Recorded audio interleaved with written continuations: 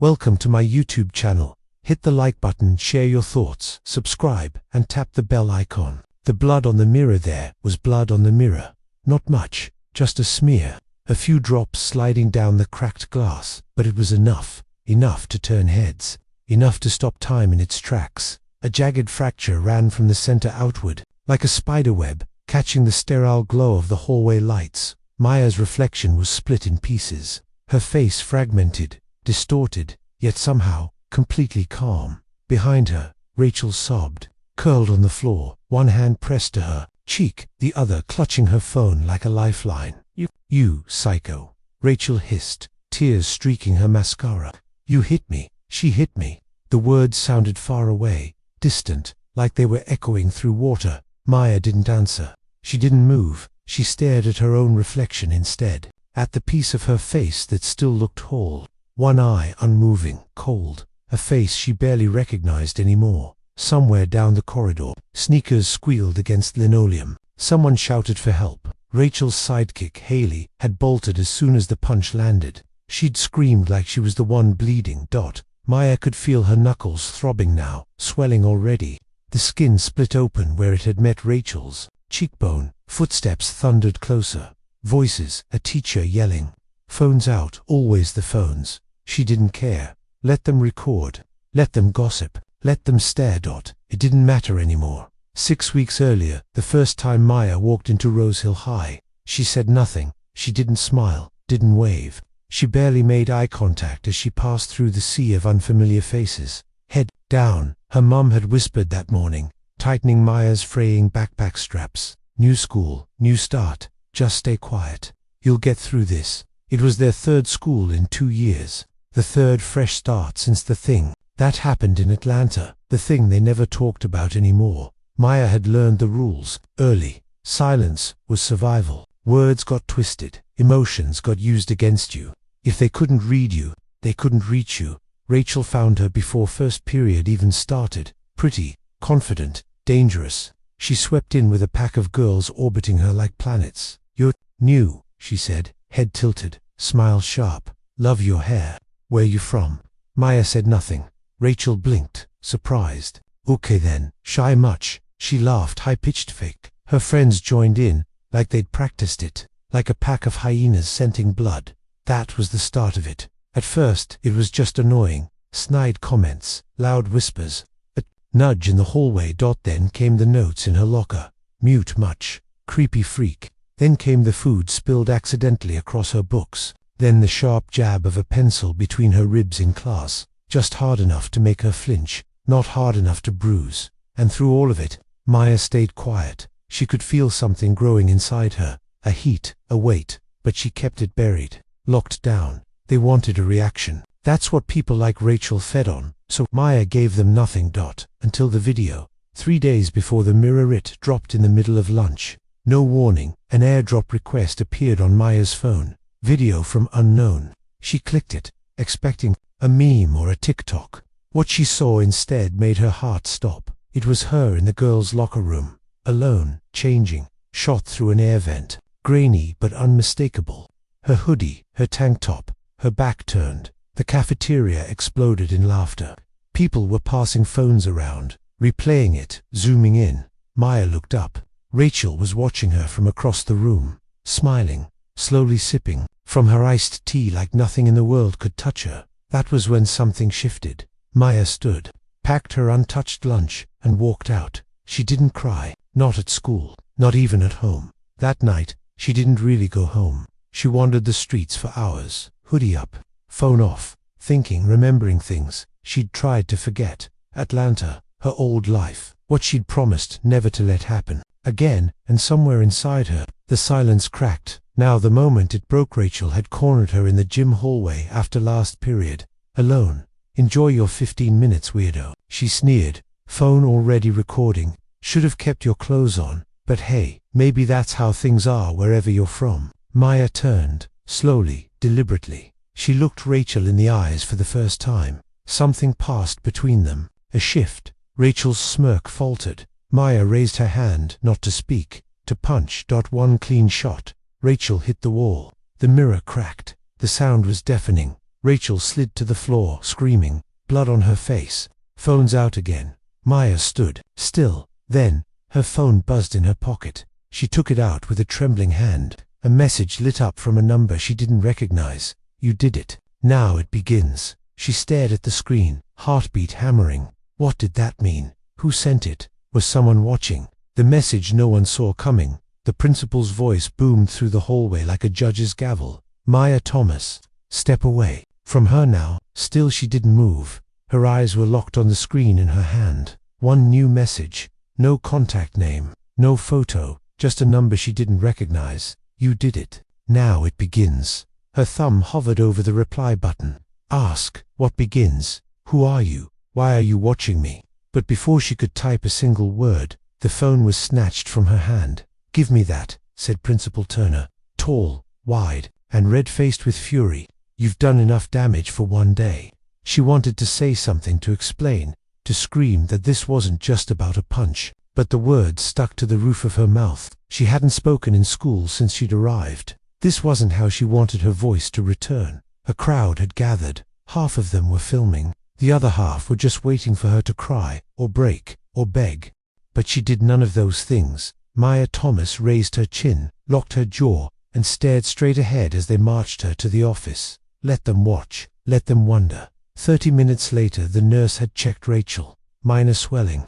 A cut. On the cheek. Nothing broken, no concussion. But the drama was already out of control. She just lost it. Rachel had sobbed through fake tears. I didn't do anything.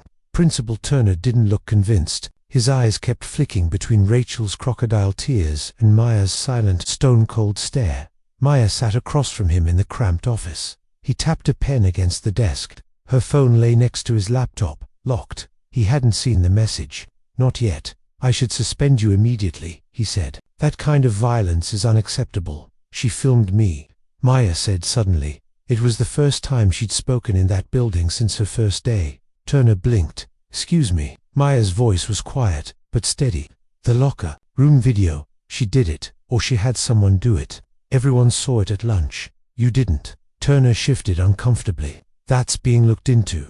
But you can't take justice into your own hands. She clenched her fists under the desk. Justice. Was that what they called it when nothing happened to girls like Rachel? When teachers ignored bruises, laughed off harassment, and called it drama? Turner sighed. We'll have to notify your guardian. You're suspended for 3 days. She nodded once. No argument. She knew it was coming. He handed her back the phone. Consider yourself lucky it's not a full expulsion. As she stood, her phone buzzed again. Another message. They won't help you, but I will.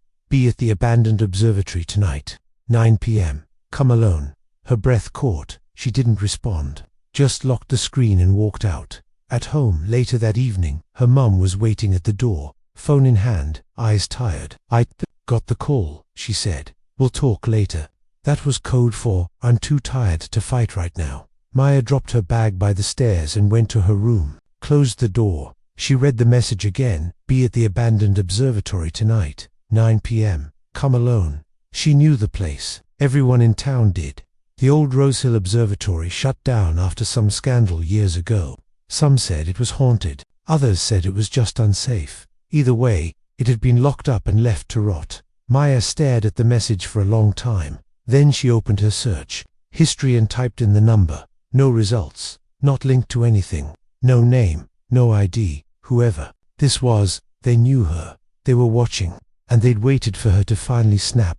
Why? She paced her room, heart hammering. Every instinct told her to delete the message and forget it ever happened. But another part, the part of her that had thrown the punch, that had finally stopped being silent, told her to go. Not because she trusted the sender, because she needed answers. 8:53 p.m. The edge of the woods. The sky was a bruise, purple and black with streaks of dying sunset. The observatory loomed in the distance, its dome crooked, overgrown with vines. Maya's hoodie was pulled tight. Her phone clutched in one pocket, a flashlight in the other. No one knew she was here. Not her mum.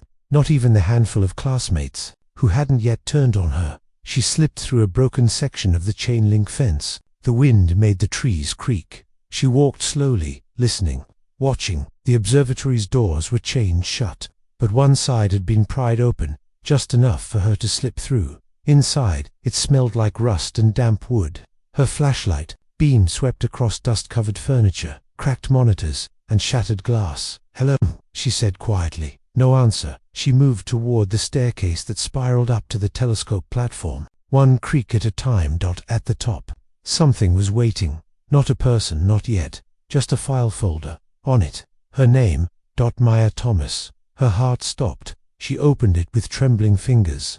Inside were photos, grainy, black and white, surveillance style. One of her walking home last week, one of her in the school library, one of her asleep in her bedroom window. Someone had been watching her for weeks, and underneath the photos, a single sentence, typed on plain paper: "You were right to fight back. Now we'll show you what comes next." A creak echoed behind her. Maya turned sharply, and someone stepped out of the shadows. The girl in the shadows. She couldn't move. The moment froze. The shadows stretched long across the observatory floor, the flashlight trembling slightly in Maya's hand, and the figure at the top of the stairs watching her, not moving, not speaking. A girl, no older than Maya, maybe younger, lean build, pale hoodie, faint scar along her left eyebrow.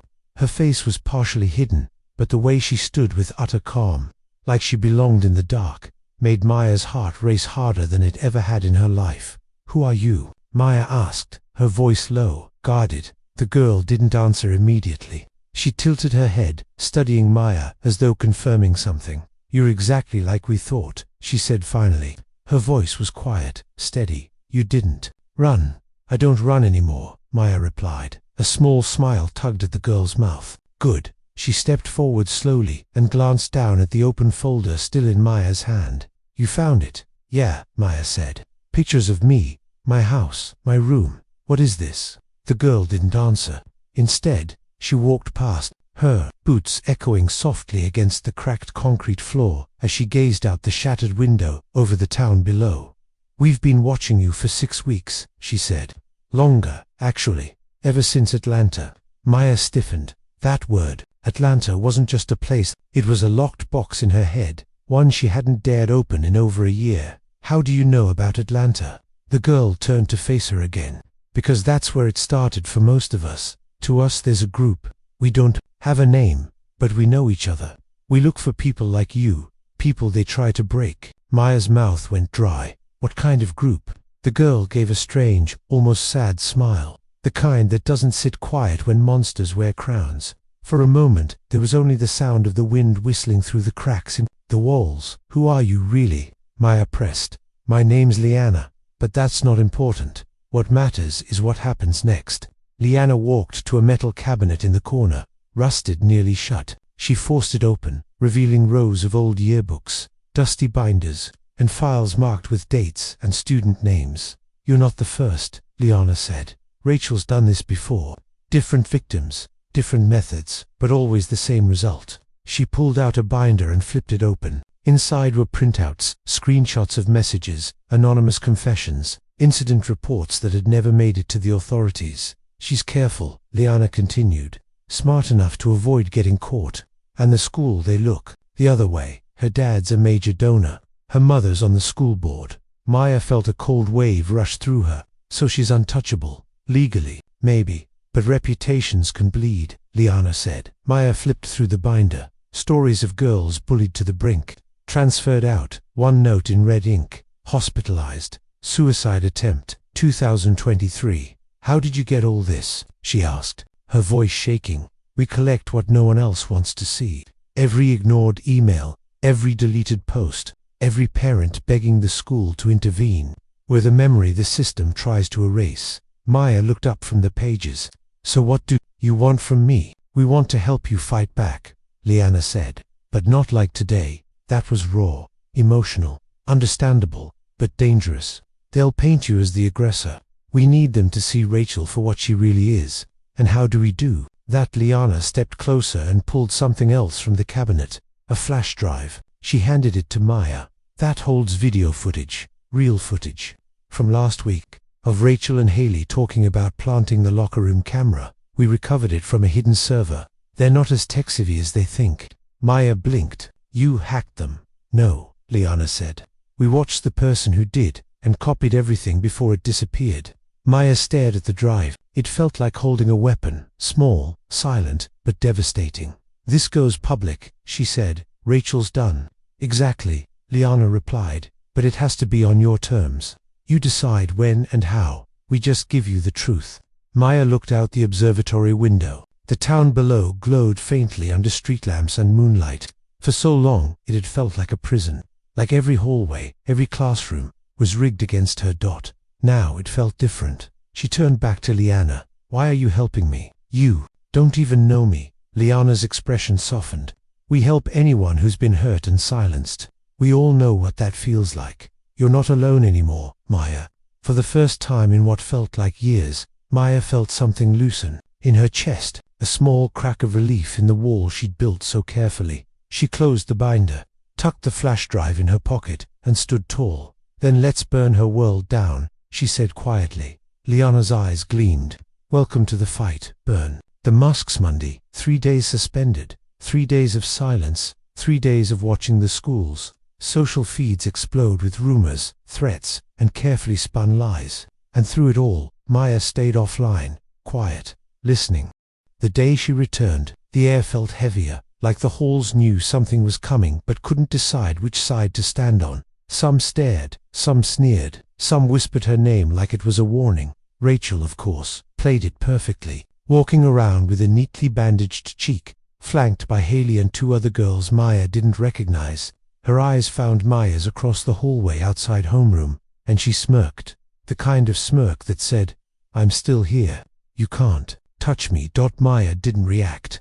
She didn't need to, not yet. Later that day, lunchtime, the cafeteria buzzed louder than usual. A few kids glanced at Maya as she walked in, alone as always, tray in hand, hoodie up, invisible. She took her usual seat at the far back, a table no one wanted, and waited. At 12:37 p.m., her phone buzzed. "Liana, it's live. Check the private link, just in case they try to pull it down." Maya tapped the message and opened the link. It was already playing. A grainy video, security cam footage. Rachel and Haley in the girls' locker room after hours, whispering, laughing. Then Haley pulled something from her backpack, a small square object, plastic wrapped. They unpeeled it together, carefully opened one of the lockers, and placed the camera inside. Rachel stepped back to admire their work like it was a joke. Maya paused the video. It was time. She uploaded the footage to her story, then to her TikTok, then to the school's unofficial group chat, anonymously. No caption. No need. By 12:41 p.m., half the cafeteria had gone quiet. By 12:43 p.m., Rachel's smirk was gone. 1:10 p.m. to Chaos Principal Turner's voice echoed over the intercom. "Rachel Moore, Haley Kearns, report to the office." Immediately, the hallway lit up with noise. Maya walked out just in time to see Rachel trying to keep her face neutral, while whispers followed her like shadows. Her head turned once, looking for Maya, but Maya had already turned away. 3 p.m. after school, Liana met Maya behind the gym, near the old bleachers. Her hoodie was up. She handed Maya a printed copy of the school's reaction post. "An internal investigation is ongoing. Inappropriate behavior will be addressed. We encourage students to report any incidents through the proper channels." Maya snorted. "So, still covering their backs?"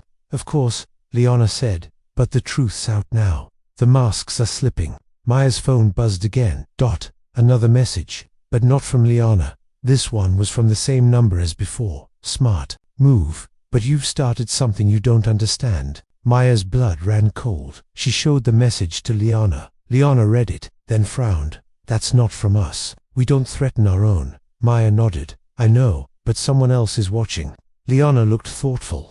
"This town has secrets, Maya, and some of them don't want to be exposed. You just poked a nest." Later that night at home, her mom was making dinner, a quiet clatter of pans, the sound of tired movements. Maya sat at the table, phone in hand, staring at the screen. More messages had come in, some from anonymous accounts thanking her, saying they'd been victims too, some asking for help, some begging her not to stop, and others, darker threats, doxing, hateful words dressed as school spirit. Maya put the phone down. Her chest felt tight. How did Rachel still have supporters? After everything, because people didn't like shaking the system that kept them safe, even if that system crushed others. Her mother sat across from her, concern lining her face. "You okay?" Maya hesitated, then nodded. "Just tired." Her mum looked at her for a long moment. "You know, your silence used to scare me." Maya blinked. "Why?" "Because it wasn't real silence. It was storm silence. The kind right before lightning hits." Maya didn't smile, but something about those words stayed with her long. After dinner, 1:12 a.m. restless sleep refused to come. Maya kept thinking about the warning text. "You've started something you don't understand." She opened it again. No typing bubble. No follow-up. But her instincts whispered, whoever it was, they were close. Not just watching, waiting. Another message came in, from a different number. "Look under your porch." She froze. For a full minute, she didn't move, just stared at the message. Then she got up. Quietly, carefully, barefoot. She crept downstairs, slipped out the back door, and stepped into the cool night air. The porch groaned under her feet as she knelt and lifted the wooden slat that always came loose. There was something there. A small envelope, no name, no address, just a symbol drawn on the back in black ink, a simple eye. Watching. She opened it. Inside was a single photograph. It showed her. From behind, in the school library, the date stamped in the corner. 2 weeks before she ever enrolled. What the... I saw the photo burned in Maya's hand like it had teeth. A clear picture. Her, standing in the school library aisle, back turned, head slightly tilted, like she was searching for a title. Unaware, unwatched, or so she'd thought. The stomp. 2 weeks before enrollment, which was impossible. She hadn't set foot in this school before the semester started, hadn't even been in the state. Yet there she was, frozen on glossy paper, unmistakably her. Her breath hitched. She spun around instinctively, scanning the dark yard. Still, silent, but it didn't feel empty. Her fingers curled around the edge of the porch railing, grounding herself, forcing her heartbeat to slow. She returned inside, locking the door behind her twice. Whoever this was, they weren't just watching. They'd been watching before she even knew they existed. The next morning school felt colder, and not just the people, everything. The lights, the lockers, the flicker of hallway projectors seemed dimmer, like the building itself was holding its breath. Rachel and Haley were both absent. Word was spreading, indefinite suspension. A small win, but Maya didn't feel victorious. She felt like a target. Her phone buzzed again during second period. Another number, this time a video. Maya put in earbuds, checked over her shoulder, and hit play. At first, blackness. Then, a grainy shot of a girl, dark hoodie, backpack slung over one arm, approaching the front steps of her old apartment back in Atlanta. It was her, no doubt. She watched, horrified, as a second figure entered the frame. A man, not facing the camera. He spoke, low, unclear, but Maya saw herself freeze, back away. Then she dropped something, her phone. The man picked it up, spoke again, still unclear. Maya watched as her younger self flinched and turned, started to walk faster, almost run. The footage ended with a sharp static flicker. There had been no one else there that day, no one she ever told, yet someone had seen it, someone had kept it later. That day, rooftop meeting. Liana met her after sixth period on the school's rooftop, one of their quiet spots, a place few dared climb to unless they knew the trick with the emergency. Hatch. Maya handed her the envelope and the photo. Liana's eyes darkened. They're not just watching anymore, they're pushing now. Pushing what? Fear, control, disruption. She pointed to the eye symbol on the back of the envelope. This symbol, we've seen it before. It's not Rachel's crew. This is deeper, who don't know exactly. But there's a group. Some call it the Watch. Some say it's just urban myth. But it's real. They track students like us, outliers, troublemakers, survivors. Maya frowned. For what? Liana hesitated. Recruitment sometimes, other times. Silencing. Maya's skin prickled. Why me? Because you're dangerous, Liana said. Not just to Rachel, to the whole broken system they've built. You're not playing by their rules. Flashback, Atlanta. 14 months ago, Maya sat on the stairs outside her old apartment. Hands still scraped from the fight, her knuckles bruised, her lip cut. The boy, Jared, hadn't expected her to hit back. Neither had his friends. She remembered the sirens, the principal's lecture, her mother's tight, worried face when she picked her up from the station. You can't solve everything with fists, her mother had whispered. No, Maya had said. but I'll never be the girl who stays quiet again. And she never had. Until now. Current day. Liana's safe house. Liana led her through a side door into a rundown print shop 2 blocks from campus. Inside, past the broken copier machines and musty boxes of unused paper, was a hidden room with 2 laptops, a whiteboard filled with names, and a map of the school. This is where we work, Liana said, and where we plan. Maya walked around the room slowly. She recognized some of the names, other students who'd vanished, others who'd tried to speak out. One name was circled in red. Ava Wren. She was like you, Liana said softly.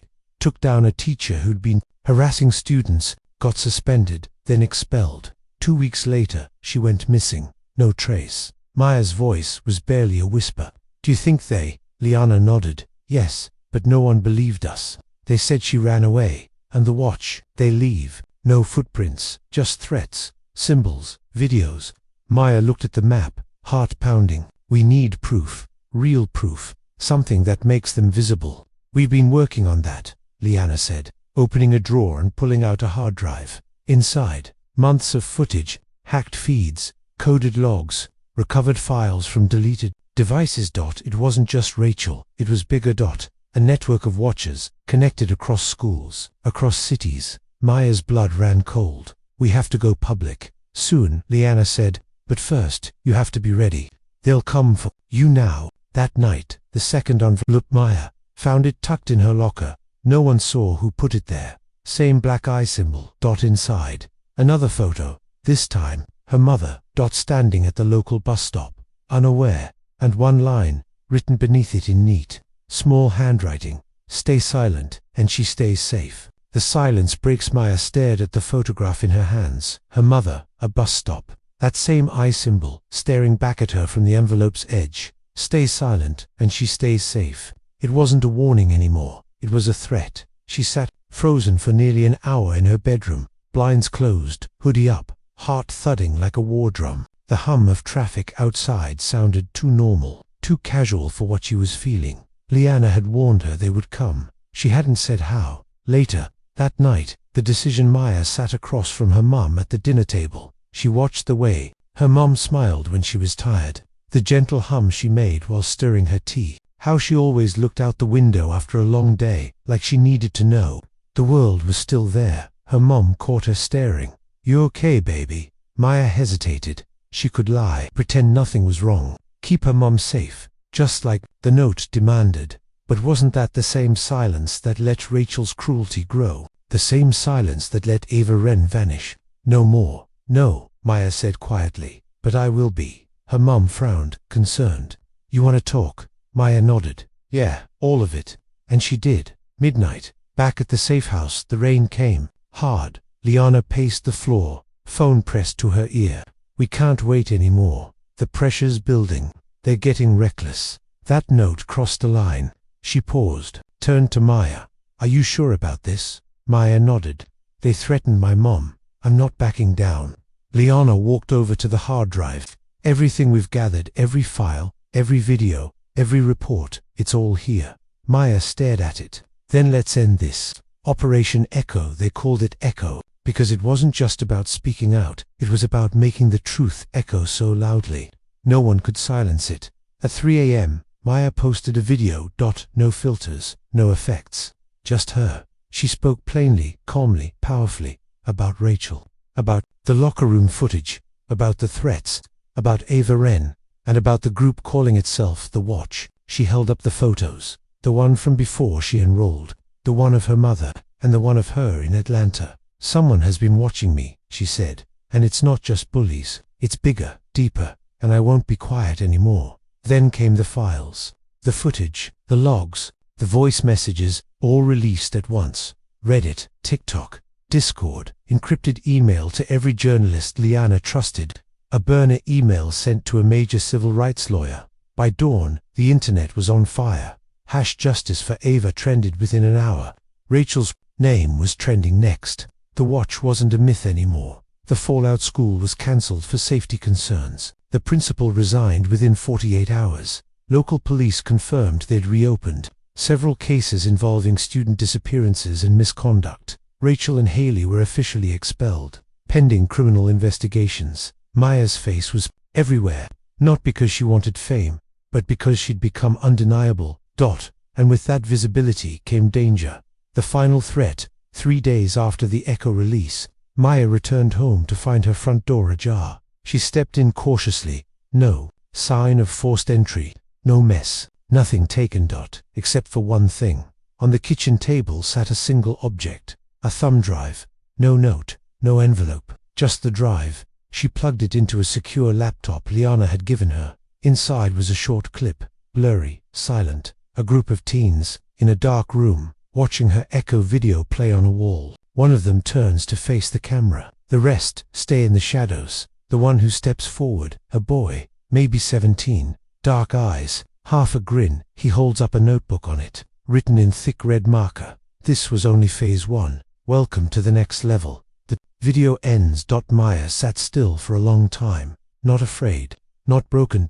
Just ready. The final scene, rooftop. 1 week later, Liana handed her a folder. These are the others, she said. The ones reaching out since your post. Some are scared, some are furious. All of them need someone to lead. Maya opened the folder. Names, stories, more than she'd expected. Kids from other towns, other schools. Some who had been silenced, some who were ready to scream.